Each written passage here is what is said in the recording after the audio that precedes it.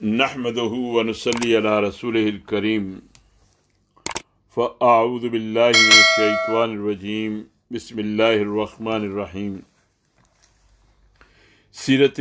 سرور عالم محمد صلی اللہ علیہ وسلم کا مسلسل مطالعہ کر رہے ہیں۔ آج ختم نبوت کے سلسلے میں ایک مضمون جس کا عنوان ہے قادیانیوں کی مزید تعویلات باطلہ، قادیانیوں کی مزید تعویلات باطلہ، اس کا آج ہم مطالعہ کریں گے۔ جب کسی مسئلے کا فیصلہ اللہ اور اس کے رسول نے بالکل صاف اور صریح نصوص میں کر دیا ہو تو پھر اسی سلسلے میں ان نصوص کو چھوڑ کر دوسری آیات و احادیث سے جو دراصل اس خاص مسئلے کا فیصلہ کرنے کے لیے وارد نہیں ہوئی ہیں، اپنے مطلب کے معنی نکالنا اور نصوص قطعیہ کے بالکل خلاف عقیدہ یا عمل اختیار کر لینا در حقیقت انتہائی گمراہی بلکہ اللہ اور اس کے رسول کے خلاف بدترین بغاوت ہے۔ جو شخص اعلانیہ اللہ اور اس کے فرمان کے خلاف کوئی مسلک اختیار کرتا ہے وہ تو کمتر درجے کی بغاوت کرتا ہے، مگر یہ بہت بڑے درجے کی بغاوت ہے کہ آدمی اللہ اور رسول کے فیصلے کے خلاف خود اللہ اور رسول ہی کے ارشادات کو توڑ مروڑ کر استعمال کرنے لگے۔ یہ کام جو لوگ کرتے ہیں ان کے متعلق ہم کسی طرح بھی یہ فرض نہیں کر سکتے کہ وہ سچے دل سے اللہ اور اس کے رسول کو مانتے ہیں۔ یہ سوال کہ سیدنا محمد صلی اللہ علیہ وسلم آخری نبی ہیں یا نہیں، اور آپ صلی اللہ علیہ وسلم کے بعد کوئی نبی آ سکتا ہے یا نہیں، اس کا فیصلہ کرنے کے لیے ہم آیت وَمَن يُطِعِ اللَّهَ وَرَسُولَهُ سورہ نساء کی آیت نمبر 49 اور آیت یا بنی آدم سورہ اعراف کی آیت نمبر 35 اور ایسی دوسری آیتوں کی طرف صرف اس صورت میں رجوع کر سکتے ہیں جبکہ اللہ اور اس کے رسول نے خاص طور پر اسی سوال کا جواب کسی خاص نص میں نہ دے دیا ہوتا۔ مگر جب اللہ تعالیٰ کی طرف سے آیت خاتم النبیین میں اور نبی صلی اللہ علیہ وسلم کی طرف سے بکثرت احادیث صحیحہ میں ہم کو خاص طور پر اسی سوال کا واضح جواب مل چکا ہے تو آیت وَمَن يُطِعِ اللَّهَ اور یا بنی آدم اور ایسی دوسری آیات کی طرف رجوع کرنا پھر ان سے نصوص قطعیہ صریحہ کے خلاف مطلب نکالنا صرف اسی شخص کا کام ہو سکتا ہے جو خدا سے بالکل بے خوف ہو چکا ہو اور جسے یہ بھی یقین نہ ہو کہ کبھی مر کر خدا کے سامنے جواب دہی بھی کرنی ہوگی۔ اس کی مثال بالکل ایسی ہے جیسے تعزیرات پاکستان کی خاص دفعہ میں ایک فعل کو بالفاظ صریح جرم قرار دیا گیا ہو اور کوئی شخص اس دفعہ کو چھوڑ کر قانون کی دوسری غیر متعلق دفعات کا جائزہ اس غرض کے لیے لیتا پھرے کہ کہیں سے کوئی اشارہ اور کہیں سے کوئی نقطہ نکال کر اور پھر انہیں جوڑ جاڑ کر اسی فعل کو ثابت کر دے جسے قانون کی ایک صریح دفعہ جرم قرار دے رہی ہے۔ اس طرح کا استدلال اگر دنیا کی پولیس اور عدالت کے سامنے نہیں چل سکتا تو آخر یہ خدا کے ہاں کیسے چل جائے گا؟ پھر جن آیات سے قادیانی استدلال کرتے ہیں بجائے خود ان کو پڑھ کر دیکھا جائے تو آدمی حیران رہ جاتا ہے کہ ان میں سے وہ مضمون آخر کہاں نکلتا ہے جو یہ لوگ زبردستی اس سے نچوڑنا چاہتے ہیں۔ جن مختلف آیات کو یہ لوگ تختہ مشق بناتے ہیں ان کے صحیح مفہوم پر غور کرنا ضروری ہے۔ آیت من یطع اللہ ورسولہ سورہ نساء کی آیت نمبر 49 میں جو بات فرمائی گئی ہے وہ صرف یہ ہے کہ اللہ اور رسول کی اطاعت کرنے والے انبیاء و صدیقین اور شہداء و صالحین کے ساتھ ہوں گے۔ اس سے یہ مضمون کیسے نکل آیا کہ جو لوگ اللہ اور رسول کی اطاعت کریں گے وہ یا تو نبی ہو جائیں گے یا صدیق یا شہید یا صالح؟ پھر ذرا سورہ حدید کی آیت نمبر 19 ملاحظہ فرمائیے۔ اس میں ارشاد ہوا ہے کہ والذین آمنوا باللہ ورسلہ اولئک هم الصدیقون والشہداء عند ربہم اور جو لوگ ایمان لائے اللہ اور اس کے رسولوں پر وہی صدیقین اور شہداء ہیں اپنے رب کے نزدیک۔ اس سے صاف ظاہر ہو گیا کہ ایمان کے نتیجے میں جو دولت کسی کو مل سکتی ہے وہ صرف صدیق اور شہید ہو جانے کی ہے۔ رہے انبیاء تو ان کی مائیت نصیب ہو جانا ہی اہل ایمان کے لیے کافی ہے۔ کسی عمل کے انعام میں کسی شخص کا نبی ہو جانا ممکن نہیں ہے۔ اسی بنا پر سورہ نساء کی آیت میں فرمایا گیا ہے کہ اللہ اور رسول کی اطاعت کرنے والے انبیاء اور صدیقین و شہداء کے ساتھ ہوں گے، اور سورہ حدید کی آیت میں فرمایا کہ اللہ اور رسول پر ایمان لانے والے خود صدیق اور شہداء بن جائیں گے۔ رہی آیت یا بنی آدم اما یأتینکم رسل، سورہ اعراف کی آیت نمبر 35، تو وہ ایک سلسلہ بیان سے تعلق رکھتی ہے جو سورہ اعراف میں آیت نمبر 11 سے 36 تک مسلسل چل رہا ہے۔ اس سیاق و سباق میں رکھ کر اسے دیکھا جائے تو صاف معلوم ہو جاتا ہے کہ بنی آدم سے یہ خطاب آغاز تخلیق انسانی میں کیا گیا تھا۔ اس کو پڑھ کر یہ مطلب کیسے نکالا جا سکتا ہے کہ ان آیات میں محمد صلی اللہ علیہ وسلم کے بعد انبیاء کے آنے کا ذکر ہے؟ اس میں تو اس وقت کا قصہ بیان کیا جا رہا ہے جب حضرت آدم علیہ السلام اور ان کی بیوی کو جنت سے نکال کر زمین پر لایا گیا تھا۔ سورہ اعراف کی آیت نمبر 35 کو اس کے سیاق و سباق سے الگ کر کے جو نتیجہ قادیانی حضرات نکالتے ہیں وہ اس نتیجے کے برعکس ہے جو سلسلہ کلام میں اسے رکھ کر دیکھنے سے نکلتا ہے۔ دراصل یہ آیت جس سلسلہ کلام میں وارد ہوئی ہے وہ سورہ اعراف کے رکوع دوم سے رکوع چہارم تک کے وسط تک مسلسل بیان ہوا ہے۔ پہلے رکوع دوم میں آدم و حوا کا قصہ بیان کیا گیا ہے، پھر رکوع سوم اور چہارم میں ان نتائج پر تبصرہ کیا گیا ہے جو اس قصے سے نکلتے ہیں۔ اس سیاق و سباق کو ذہن میں رکھ کر آیت نمبر 35 کو پڑھا جائے تو صاف معلوم ہوتا ہے کہ یا بنی آدم کے الفاظ سے مخاطب کر کے جو بات کہی گئی ہے اس کا تعلق آغاز آفرینش کے وقت سے ہوا ہے، نہ کہ نزول قرآن کے وقت سے۔ بالفاظ دیگر اس کا مطلب یہ ہے کہ آغاز آفرینش ہی میں اولاد آدم کو اس بات پر متنبع کر دیا گیا تھا کہ تمہاری نجات اس ہدایت کی پیروی پر موقوف ہے جو خدا کی طرف سے تم کو بھیجی جائے۔ اس مضمون کی آیات قرآن میں 3 مقام پر آئی ہیں۔ اس مضمون کی آیات قرآن میں 3 مقامات پر آئی ہیں اور تینوں مقامات پر قصہ آدم و حوا کے سلسلے ہی میں اس کو وارد کیا گیا ہے۔ پہلی آیت سورہ بقرہ میں ہے آیت نمبر 38، اور دوسری آیت سورہ اعراف میں ہے آیت نمبر 35، اور تیسری آیت سورہ طٰہٰ میں ہے آیت نمبر 123۔ ان تینوں آیتوں کا مضمون بھی باہم مشابہ ہے اور موقع و محل بھی مشابہ ہے۔ مفسرین قرآن بھی دوسری آیتوں کی طرح سورہ اعراف کی اس آیت کو قصہ آدم و حوا ہی سے متعلق قرار دیتے ہیں۔ چنانچہ علامہ ابن جریر رحمۃ اللہ علیہ نے اپنی تفسیر میں اس آیت کے ضمن میں حضرت ابو سیار السلمی کا قول نقل کرتے ہوئے لکھا ہے کہ اللہ تعالیٰ نے یہاں حضرت آدم علیہ السلام اور ان کی ذریت کو یکجا اور ایک ہی وقت میں خطاب کیا ہے۔ امام راضی رحمۃ اللہ علیہ اپنی تفسیر کبیر میں اس آیت کی تشریح کرتے ہوئے لکھتے ہیں کہ اگر خطاب نبی صلی اللہ علیہ وسلم کی طرف ہو حالانکہ وہ خاتم الانبیاء ہیں تو اس کے معنی یہ ہوں گے کہ اللہ تعالیٰ یہاں امتوں کے بارے میں اپنی سنت بیان فرما رہا ہے۔ علامہ آلوسی رحمۃ اللہ علیہ اپنی تفسیر روح المعانی میں فرماتے ہیں کہ یہاں ہر قوم کے ساتھ جو معاملہ پیش آیا ہے اسے حکایتاً بیان کیا جا رہا ہے۔ یہاں بنی آدم سے نبی صلی اللہ علیہ وسلم کی امت مراد لینا مستبعد اور ظاہر کے خلاف ہے، کیونکہ یہاں جمع کا لفظ رسل استعمال ہوا ہے۔ علامہ آلوسی رحمۃ اللہ علیہ کے ارشاد کے آخری حصے کا مطلب یہ ہے کہ اگر یہاں امت محمدیہ سے خطاب ہو تو پھر اس امت کو یہ نہیں کہا جا سکتا کہ کبھی تم میں رسول آئیں، کیونکہ اس امت میں ایک رسول محمد صلی اللہ علیہ وسلم کے سوا مزید رسولوں کے آنے کا سوال ہی پیدا نہیں ہوتا۔ سورہ مومنون کی آیت ہے یا ایھا الرسل کلوا من الطیبات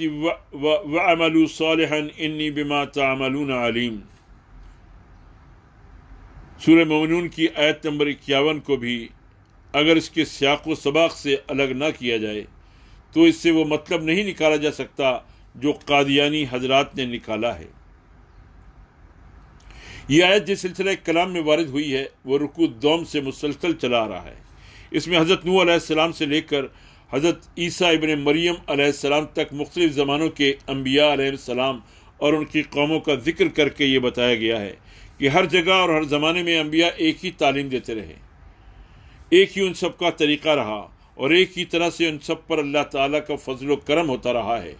اس کے برعکس گمراہ قومیں ہمیشہ خدا کے راستے کو چھوڑ کر غلط کاری میں مبتلا ہوتی رہی ہیں۔ اس سلسلہ بیان میں یہ آیت اس معنی میں نہیں آئی ہے کہ اے رسولو جو محمد صلی اللہ علیہ وسلم کے بعد آنے والے ہو، تم پاک رزق کھاؤ اور نیک عمل کرو، بلکہ اس کا مطلب یہ ہے کہ ان تمام رسولوں کو جو نوح علیہ السلام کے وقت سے محمد صلی اللہ علیہ وسلم تک آئے تھے، اللہ تعالیٰ نے یہی ہدایت فرمائی تھی کہ پاک رزق کھاؤ اور نیک عمل کرو۔ اس آیت سے بھی مفسرین قرآن نے کبھی یہ مطلب نہیں لیا کہ یہ محمد صلی اللہ علیہ وسلم کے بعد انبیاء کی آمد کا دروازہ کھولتی ہے۔ اگر کوئی مزید تحقیق و اطمینان کرنا چاہے تو مختلف تفسیروں میں اس مقام کو دیکھ سکتا ہے۔ حدیث لو عاش ابراہیم لکان نبیّا کہ اگر ابراہیم بن محمد صلی اللہ علیہ وسلم زندہ رہتے تو نبی ہوتے، سے قادیانی حضرات جو استدلال کرتے ہیں وہ 4 وجوہ سے غلط ہے۔ اول یہ کہ جس روایت میں اسے خود نبی صلی اللہ علیہ وسلم کے قول کی حیثیت سے بیان کیا گیا ہے اس کی سند ضعیف ہے اور محدثین میں سے کسی نے بھی اس کو قوی تسلیم نہیں کیا ہے۔ دوم یہ کہ نووی اور ابن عبد البر جیسے اکابر محدثین اس مضمون کو بالکل ناقابل اعتبار قرار دیتے ہیں۔ امام نووی رحمۃ اللہ علیہ اپنی کتاب تہذیب الاسماء واللغات میں لکھتے ہیں، رہی وہ بات جو بعض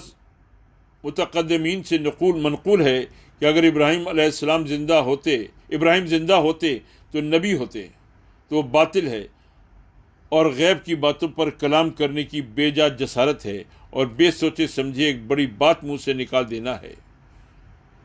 اور علامہ ابن عبد البر تمہید میں لکھتے ہیں، میں نہیں جانتا کہ یہ کیا مضمون ہے۔ نوح علیہ السلام کے ہاں غیر نبی اولاد ہو چکی ہے، حالانکہ اگر نبی کا بیٹا نبی ہی ہونا ضروری ہوتا تو آج سب نبی ہوتے، کیونکہ سب کے سب نوح علیہ السلام کی اولاد ہیں۔ سوم یہ کہ اکثر روایات میں اسے نبی صلی اللہ علیہ وسلم کے بجائے بعض صحابیوں کے قول کی حیثیت سے نقل کیا گیا ہے، اور اس کے ساتھ یہ تصریح بھی کر دیتے ہیں کہ نبی صلی اللہ علیہ وسلم کے بعد چونکہ کوئی نبی نہیں، اس لیے اللہ تعالیٰ نے آپ کے صاحبزادے ابراہیم کو اٹھا لیا۔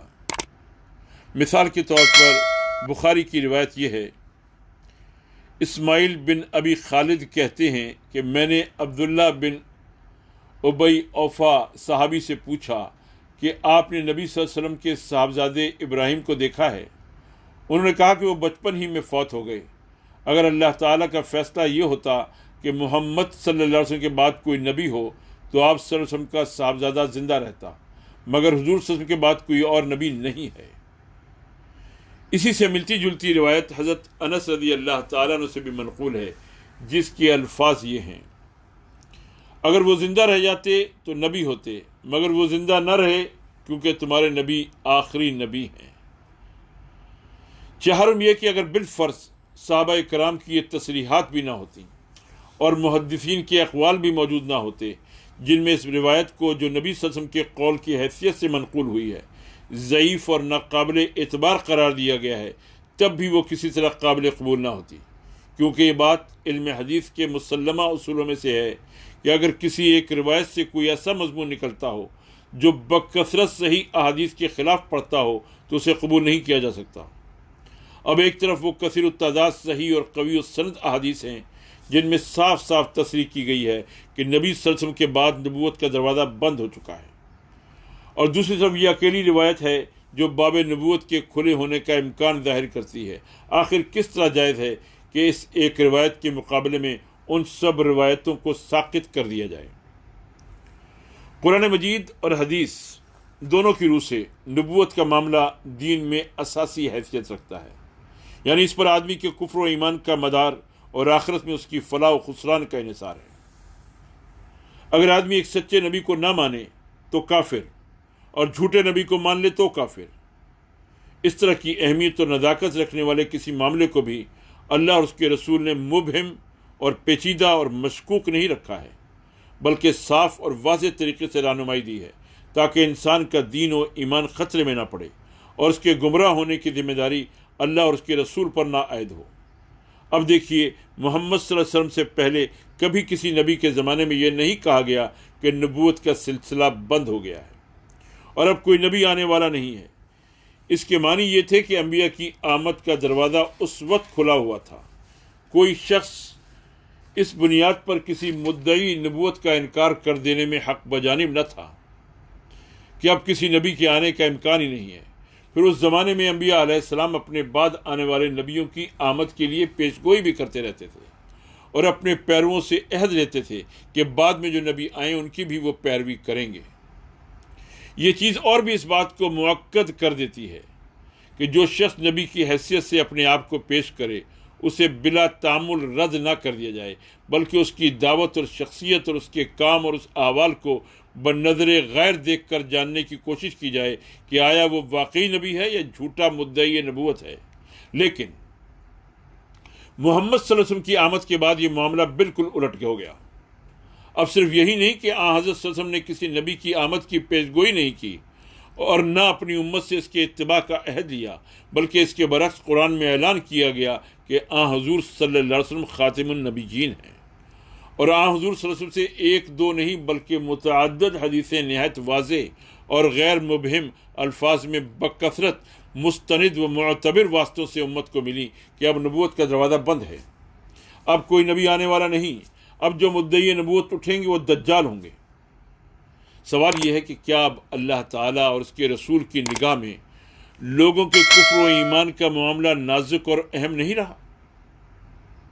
کیا حضور صلی اللہ علیہ وسلم سے پہلے ہی کے مومنین اس کے مستحق تھے کہ انہیں کفر کے خطر میں مبتلا ہونے سے بچانے کے لیے اللہ تعالیٰ اور اس کے رسول صلی اللہ علیہ وسلم واضح طور پر باب نبوت کے مفتوح ہونے اور انبیاء کی آمد کے متعلق خبریں دینے کا اہتمام فرماتے رہے؟ مگر اب ہمیں انہوں نے جان بوجھ کر اس خطرے میں مبتلا کیا ہے کہ ایک طرف تو نبی کے آنے کا امکان بھی ہو جس کے ماننے یا نہ ماننے پر ہمارے کافر یا مومن ہونے کا انحصار ہے، اور دوسری طرف اللہ اور اس کے رسول صلی اللہ علیہ وسلم نے صرف اتنے ہی پر اکتفا نہ کیا ہو کہ ہمیں اس کی آمد سے آگاہ نہ کیا، بلکہ اس سے گزر کر پے در پے وہ ایسی باتیں ارشاد فرماتے چلے گئے جن کی بنا پر ہم باب نبوت کو بند سمجھے اور مدعی نبوت کو ماننے سے انکار کر دیں۔ کیا آپ کی عقل میں یہ بات آتی ہے کہ اللہ اور اس کے نبی محمد صلی اللہ علیہ وسلم واقعی ہم سے ایسی دھوکہ بازی کر سکتے ہیں؟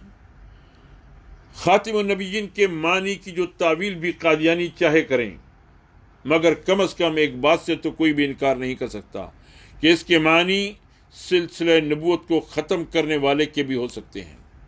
اور امت کے 99,99,999 فی کروڑ علماء اور عوام اس کے یہی معنی لیتے رہے ہیں۔ سوال یہ ہے کہ نبوت جیسے نازک معاملے میں جس پر مسلمانوں کے کفر و ایمان کا مدار ہے، کیا اللہ میاں کو ایسی ہی زبان استعمال کرنی چاہیے تھی جس سے چند قادیانیوں کے سوا ساری امت یہی سمجھے کہ اب کوئی نبی آنے والا نہیں ہے؟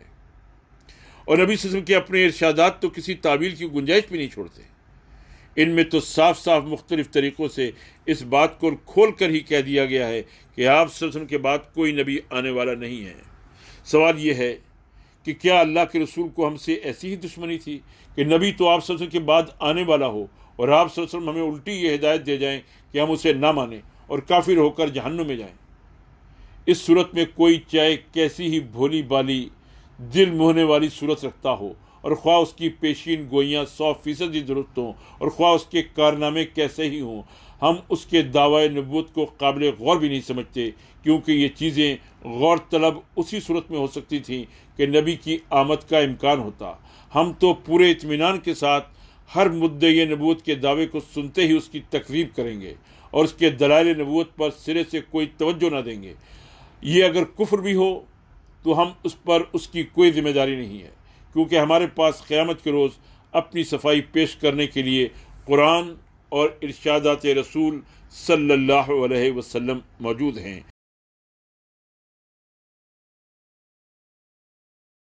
اتباع و اطاعت رسول صلی اللہ علیہ وسلم۔ جو لوگ اسلام قبول کر لیں اور امت مسلمہ میں داخل ہو جائیں، ان کے لیے رسول کی حیثیت محض پیغام پہنچا دینے والے کی نہیں ہے،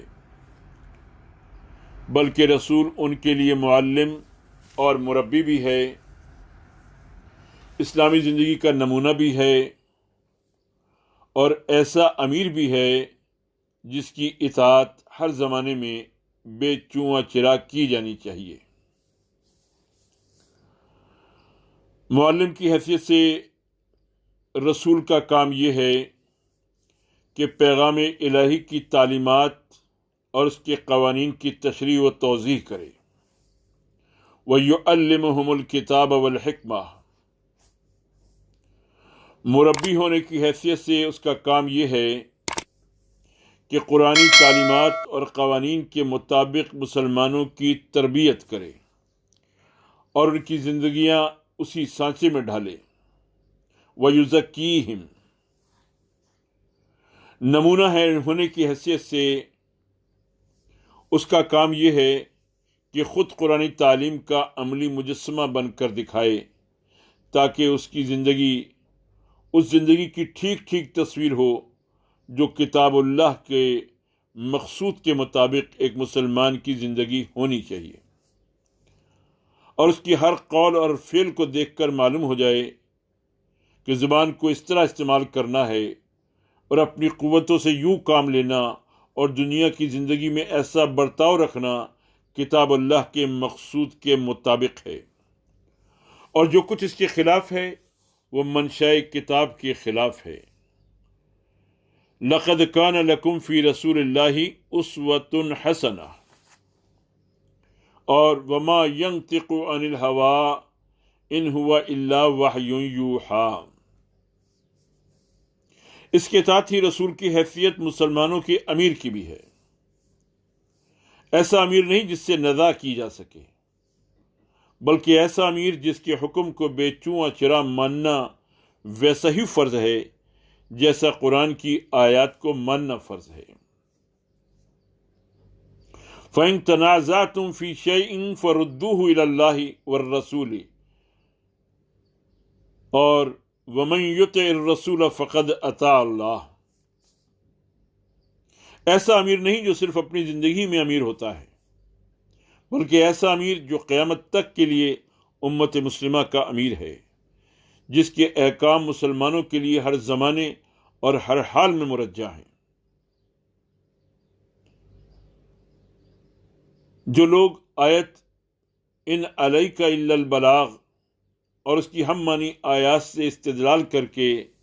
رسول کے کام کو صرف پیغام بری تک محدود کرتے ہیں، وہ اس بات کو بھول جاتے ہیں کہ رسول کی خالص مبلغانہ حیثیت صرف اس وقت تک رہتی ہے جب تک کہ لوگ دائرہ اسلام میں داخل نہ ہوں، اور صرف انہی لوگوں کے لیے ہے جنہوں نے رسول کی تعلیم کو ابھی قبول نہ کیا ہو۔ رہے وہ لوگ جو اسلام قبول کر کے امت مسلمہ میں داخل ہو جائیں تو ان کے لیے رسول کی حیثیت محض مبلغ کی نہیں ہے، بلکہ وہ ان کا لیڈر ہے، فرما روا ہے، مقنن ہے، قاضی ہے، معلم ہے، مربی ہے اور واجب التقلید نمونہ ہے۔ جو تفریق انہوں نے محمد بن عبداللہ بحیثیت انسان اور محمد رسول اللہ بحیثیت مبلغ کے درمیان کی ہے، یہ قرآن مجید سے ہرگز ثابت نہیں ہے۔ قرآن میں حضرت صلی اللہ علیہ وسلم کی ایک ہی حیثیت بیان کی گئی ہے، اور وہ رسول اور نبی ہونے کی حیثیت ہے۔ جس وقت اللہ تعالیٰ نے آپ کو منصب رسالت سے سرفراز کیا، اس وقت سے لے کر حیات جسمانی کی آخری سانس تک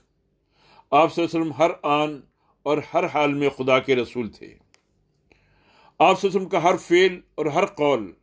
رسول خدا کی حیثیت سے تھا۔ اسی حیثیت میں آپ مبلغ اور معلم بھی تھے، مربی اور مزکی بھی تھے، قاضی اور حاکم بھی تھے، امام اور امیر بھی تھے،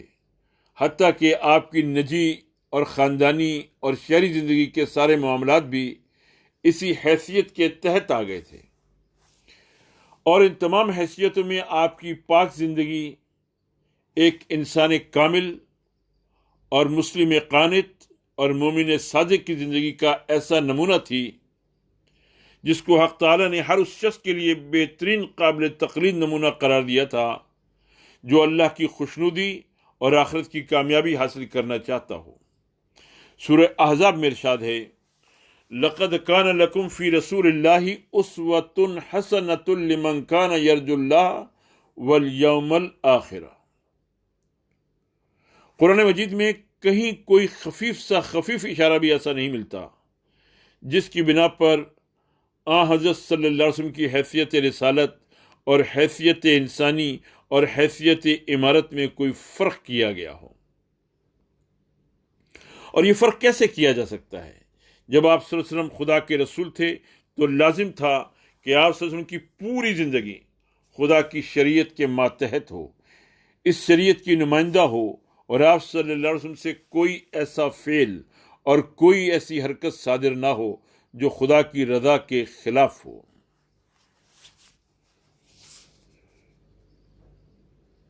وہ یعنی رسول اکرم صلی اللہ علیہ وسلم ہوائے نفس سے محفوظ ہیں۔ اس بات کی طرف سورہ نجم کی ابتدائی آیات میں اشارہ کیا گیا ہے کہ ما ضل صاحبکم وما غوا، تمہارا صاحب یعنی محمد صلی اللہ علیہ وسلم نہ بدراہ ہوا نہ گمراہ ہوا۔ وما ينطق عن الهوى، اور جو کچھ وہ کہتا ہے ہوائے نفس کی بنا پر نہیں کہتا۔ ان هو الا وحی یوحی، اس کی بات کچھ نہیں ہے مگر وہی جو اس پر نازل کی جاتی ہے۔ علمہ شدید القویٰ، اس کو ایسے استاد نے تعلیم دی ہے جس کی قوتیں بڑی زبردست ہیں۔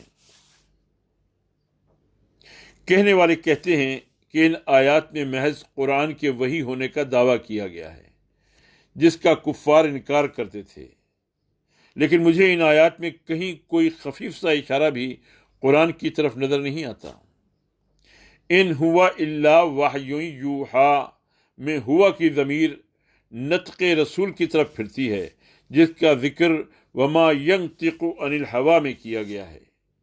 ان آیات میں کوئی چیز ایسی نہیں ہے جس کی بنا پر نطق رسول کو صرف قرآن کے ساتھ مخصوص کیا جا سکتا ہو۔ ہر وہ بات جس پر نطق رسول کا اطلاق کیا جا سکتا ہے آیات مذکورہ کی بنا پر وحی ہوگی اور ہوائے نفس سے پاک ہوگی۔ یہ تصریح قرآن میں اس لیے کی گئی ہے کہ رسول کو جن لوگوں کے پاس بھیجا گیا ہے ان کو رسول کے بدراہی اور گمراہی اور ہوائے نفس سے محفوظ ہونے کا کامل اطمینان ہو جائے، اور وہ جان لیں کہ رسول کی ہر بات خدا کی طرف سے ہے، ورنہ اگر اس کی کسی ایک بات کے بارے میں بھی شبہ ہو جائے کہ وہ خواہش نفس پر مبنی ہے اور خدا کی طرف سے نہیں ہے تو رسول کی رسالت پر سے اعتماد اٹھ جائے۔ کفار اسی چیز کے منکر تھے،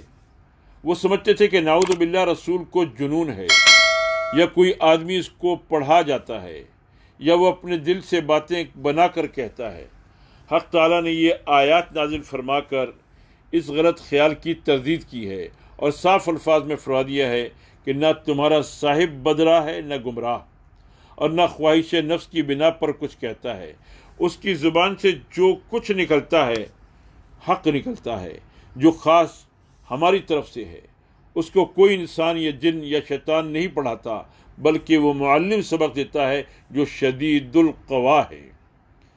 یہی بات خود نبی صلی اللہ علیہ وسلم نے بھی اپنی زبان مبارک کی طرف اشارہ کر کے فرمائی کہ اس ذات کی قسم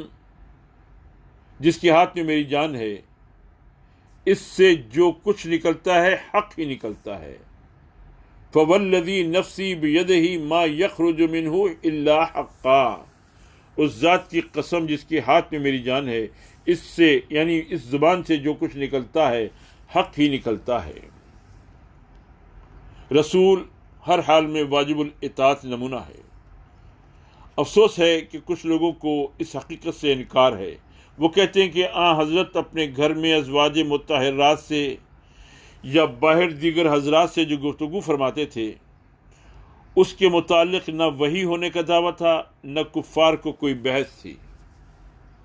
میں کہتا ہوں کہ آن حضرت صلی اللہ علیہ وسلم جس وقت جس حالت میں جو کچھ بھی کرتے تھے رسول کی حیثیت سے کرتے تھے، سب کچھ دلالت و غوایت اور ہوائے نفس سے پاک تھا۔ اللہ نے جو فطرت سلیمہ آپ صلی اللہ علیہ وسلم کو عنایت فرمائی تھی اور تقوی و پاکیزگی کے جو حدود آپ صلی اللہ علیہ وسلم کو بتائے تھے، آپ صلی اللہ علیہ وسلم کے تمام اقوال و افعال اسی فطرت سے صادر اور انہی حدود سے محدود ہوتے تھے۔ ان کے اندر تمام عالم انسانی کے لیے ایک قابل تقلید نمونہ تھا، اور انہی سے ہم یہ معلوم کر سکتے ہیں کہ کیا چیز جائز ہے اور کیا ناجائز ہے، کون سی چیز حرام ہے اور کون سی چیز حلال، کون سی باتیں حق تعالیٰ کی رضا کے مطابق ہیں اور کون سی اس کے خلاف ہیں، کن امور میں ہم کو رائے اور اجتہاد کی آزادی حاصل ہے اور کن امور میں نہیں ہے، کس طرح ہم اطاعت امر کریں، کس طرح شورا سے معاملات طے کریں، اور کیا معنی ہیں ہمارے دین میں جمہوریت کے۔ رسول ہر حال میں واجب الاطاعت نمونہ ہے۔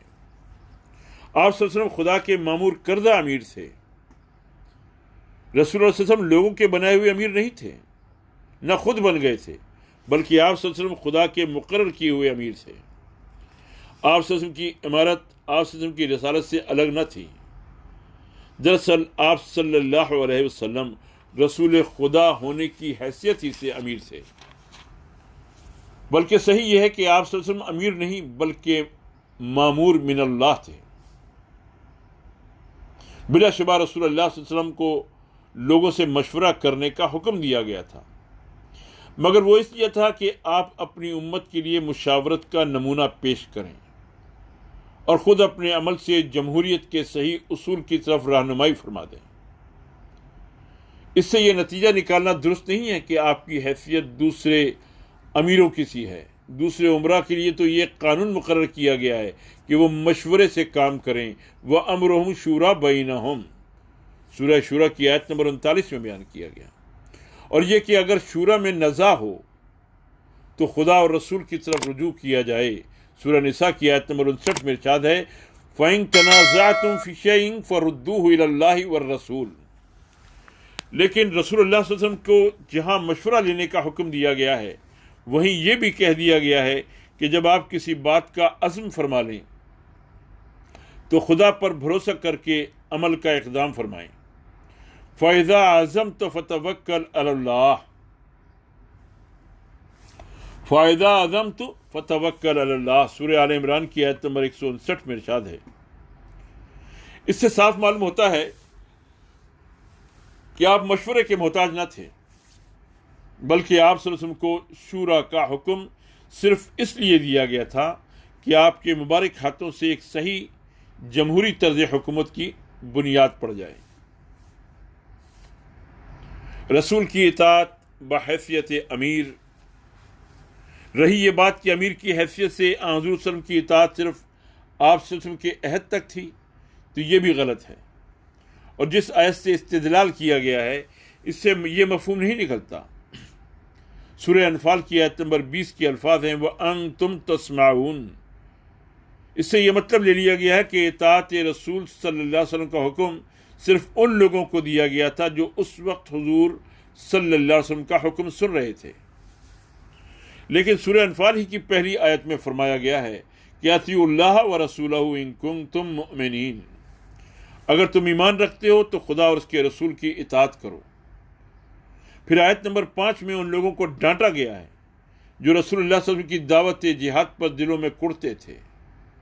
پھر آیت نمبر 13 میں فرمایا گیا وَمَن يُشَاقِقِ اللَّهَ وَرَسُولَهُ فَإِنَّ اللَّهَ شَدِيدُ الْعِقَابِ، اور جو کوئی اللہ اور اس کے رسول صلی اللہ علیہ وسلم سے جھگڑا کرتا ہے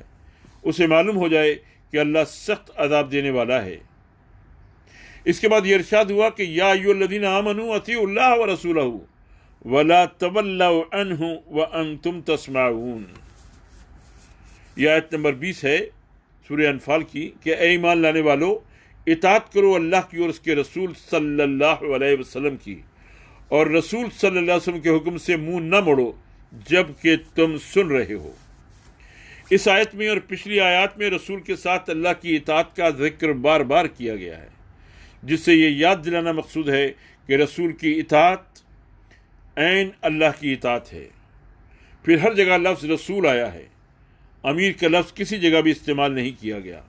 اور نہ کوئی مخفی سے مخفی اشارہ ایسا موجود ہے جس سے معلوم ہوتا ہو کہ یہ رسول سے مراد رسول کی ایسی امیرانہ حیثیت ہے جو رسالت سے مختلف ہو۔ پھر رسول کے حکم سے منہ موڑنے کو منع کیا گیا ہے، جس پر سخت عذاب کی دھمکی دی جا چکی ہے۔ اس کے بعد وَأَنْتُمْ تَسْمَعُونَ کہنے کا منشا صرف یہ ہے کہ تم ہمارے ان تاکیدی احکام کو سنتے ہوئے ہمارے رسول کی اطاعت سے کبھی منہ نہ موڑ لو۔ یہاں انتم اور تسمعون کے مخاطب صرف وہی لوگ نہیں ہیں جو اس وقت موجود تھے، بلکہ قیامت تک جو لوگ ایمان کے ساتھ قرآن کو سنیں گے ان سب پر لازم ہے کہ محمد صلی اللہ علیہ وسلم کا جو حکم ان کو پہنچے اس کے آگے سر تسلیم خم کر دیں۔ یہ کہنا کہ رسول اللہ صلی اللہ علیہ وسلم کے فرائض امارت اسی طرح ہنگامی ہیں جس طرح دوسرے عمرہ کے ہوا کرتے ہیں، کیونکہ آج ہم جہاد میں بدر و احد کی طرح نیزہ و شمشیر سے نہیں لڑتے، ایک بہت ہی عجیب طرز استدلال ہے۔ رسول اللہ صلی اللہ علیہ وسلم نے اپنے عہد میں جن اسلحہ سے کام لیا وہ اسلحہ تو ضرور ایک خاص ماحول سے تعلق رکھتے تھے، لیکن حضور صلی اللہ علیہ وسلم نے اپنی لڑائیوں میں جو اخلاقی ضوابط برتے تھے اور جن ضوابط کو برتنے کی ہدایت آپ صلی اللہ علیہ وسلم نے فرمائی تھی وہ کسی عہد کے لیے مخصوص نہ تھے، بلکہ انہوں نے مسلمانوں کے لیے ایک دائمی قانون جنگ بنا دیا ہے۔ شرعی نقطہ نگاہ سے یہ سوال اہمیت نہیں رکھتا کہ آپ تلوار استعمال کرتے ہیں یا بندوق یا توپ، بلکہ اہمیت اس سوال کی ہے کہ آپ اپنے اسلحہ کس مقصد کے لیے استعمال کرتے ہیں اور کس طرح ان سے خون ریزی کا کام لیتے ہیں۔ اس باب میں جو نمونہ حضور صلی اللہ علیہ وسلم نے اپنے غزوات میں پیش فرمایا ہے وہ ہمیشہ کے لیے اسلامی جہاد کا ایک مکمل نمونہ ہے، اور معنوی حیثیت سے سرور عالم صلی اللہ علیہ وسلم قیامت تک کے لیے ہر مسلمان فوج کے سالار اعظم ہیں۔ ایک صاحب نے امارت اور رسالت میں خود یہ فرق بیان کیا ہے کہ مسلمانوں کو اپنے عمرہ سے نزاع اور اختلاف کرنے کا حق حاصل ہے، درا حال کہ رسول سے نزاع نہیں کی جا سکتی۔ اب میں ان سے پوچھتا ہوں کہ اگر رسول اللہ صلی اللہ علیہ وسلم کی امیرانہ حیثیت ویسی ہی ہے جیسے دوسرے عمرہ کی ہے تو کیا حضرت صلی اللہ علیہ وسلم سے بھی کسی مسلمان کو نزاع کا حق حاصل تھا؟ جس امیر کے مقابلے میں آواز بلند کرنے تک کی اجازت نہ تھی اور جس کے مقابلے میں محض اونچی آواز سے بولنے پر تمام عمر کے اعمال غارت ہو جانے کی دھمکی دی گئی تھی، سورہ حجرات کی آیت نمبر 2 میں بیان کیا گیا، اور جس سے جھگڑا کرنے والے کو دوزخ میں جھونک دیے جانے کا خوف دلایا گیا تھا، سورہ نساء کی آیت نمبر 115 میں، کیا اس امیر سے منازعت یعنی نزاع کرنے کا حق کسی مسلمان کو حاصل ہو سکتا ہے؟ اگر نہیں تو کہاں اس امیر کی امارت اور کہاں ان عمرہ کی امارت جن سے منازعت کا حق مسلمانوں کو دیا گیا ہے؟ ان تمام احکام کو جو اطاعت رسول سے متعلق ہیں اطاعت امیر کے احکام قرار دینا اور یہ کہنا کہ اللہ اور رسول کے الفاظ قرآن میں اکثر جہاں جہاں ساتھ ساتھ آئے ہیں ان سے مراد امارت ہے جس کا قانون کتاب اللہ ہے اور جس کے نافذ کرنے والے رسول اللہ یا ان کے جانشین ہیں۔ مثلا یسألونک عن الانفال قل الانفال للہ والرسول، مال غنیمت کا حکم عہد رسالت تک محدود نہ تھا بلکہ آئندہ کے لیے بھی ہے، جس کی تعمیل خلافت کا فریضہ ہے۔ آخری اختیار اللہ اور رسول یعنی امارت ہے، اس لیے رسول اللہ کا جو منصب بحیثیت امیر کے ہے وہی ان کے خلفاء کا بھی ہوگا۔ یہ حق سے صریح تجاوز ہے۔ قرآن مجید میں اطاعت خدا، اطاعت رسول اور اطاعت اولو الامر کے 3 مراتب بیان کیے گئے ہیں۔ اطاعت خدا سے مراد قرآن مجید کے احکام کی اطاعت ہے،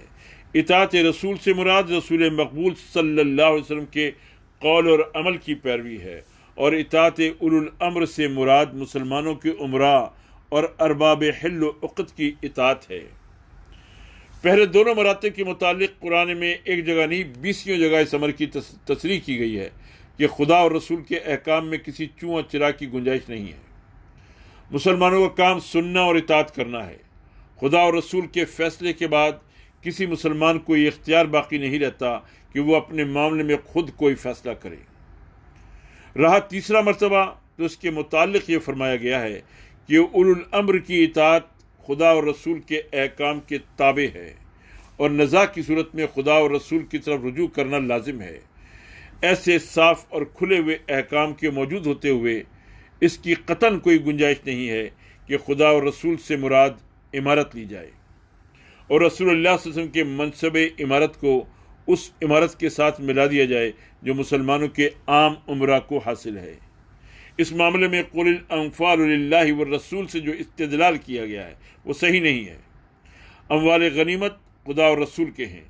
کہنے کا مدعا یہ ہے کہ خدا اور رسول نے اسلامی جماعت کا جو نظام قائم کیا ہے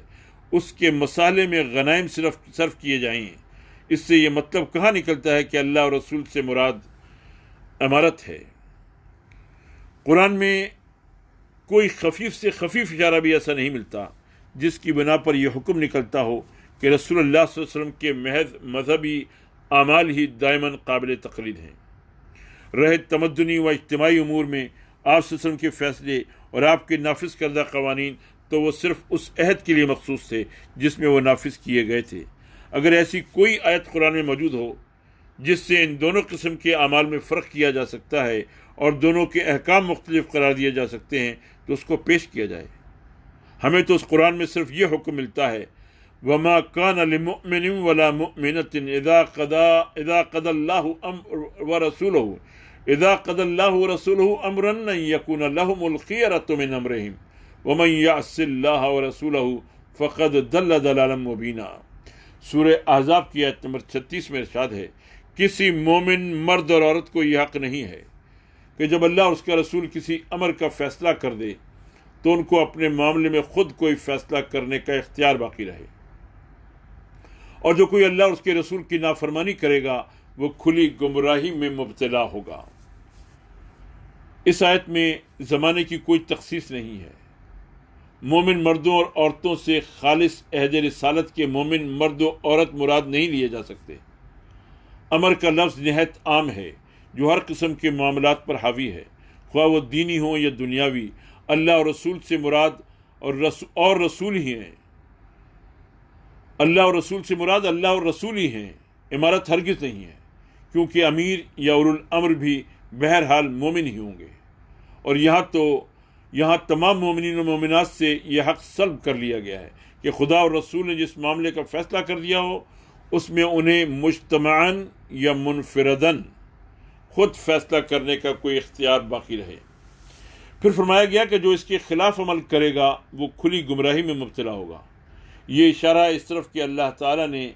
اور اس کی ہدایت سے اس کے رسول نے اپنے احکام اور اپنے قوانین سے اسلامی جماعت کا جو نظام قائم کر دیا ہے اس کا قیام منحصر ہی اس پر ہے کہ جو احکام دیے گئے ہیں اور جو قوانین مقرر کر دیے گئے ہیں ان کی ٹھیک ٹھیک پیروی کی جائے۔ اگر خدا اور اس کے رسول کی قولی اور عملی رہنمائی سے قطع نظر کر کے لوگ خود اپنی رائے اور اپنے اختیار سے کچھ طریقے اختیار کریں گے تو یہ نظام باقی نہ رہے گا۔ یہ وہ اہم باتیں تھیں جو اتباع و اطاعت رسول صلی اللہ علیہ وسلم کے بارے میں اس مضمون میں بیان کی گئیں۔ اللہ تعالی ہمیں